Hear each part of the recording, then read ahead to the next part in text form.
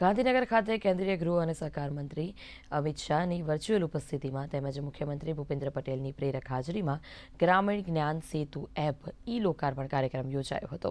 કાર્યક્રમમાં ગૃહમંત્રી અમિત શાહે જણાવ્યું હતું કે આ એપ સાથે દરેક ગામને પુસ્તકાલયની સુવિધા પ્રાપ્ત થશે।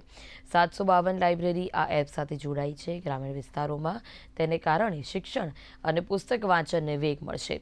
તો મુખ્યમંત્રી ભૂપેન્દ્ર પટેલે જણાવ્યું હતું કે પુસ્તકો યુવાનોના ભવિષ્ય ઘડતર ના સાચા મિત્ર છે।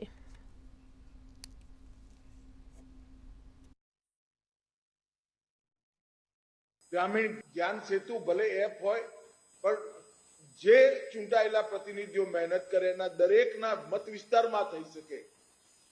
जिल्ला लाइब्रेरीओ बधी जोड़ाय, बधा ज गामोनी लाइब्रेरीओ जोड़ाय, ए प्रकारनी एक एपनी शरूआत आजे थई अने गुजरात सरकारे आनी वैज्ञानिक व्यवस्था जोड़वानुं काम कर्युं अने आजे 752 लाइब्रेरीओ आ एप साथे जोड़ी चूकी छे।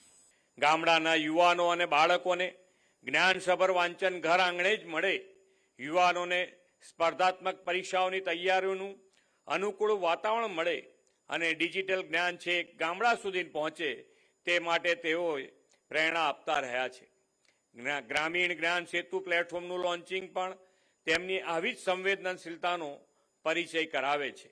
ગ્રામીણ જ્ઞાન સેતુ માત્ર એક નવું પ્લેટફોર્મ જ નહીં પણ જ્ઞાનને ગામ સુધી લઈ જવાનો, ટેકનોલોજીને શિક્ષણ સાથે જોડવાનો અને ગ્રામ્ય યુવાનોના સપનાઓને નવી પાંખ આપવાનો સંકલ્પ છે।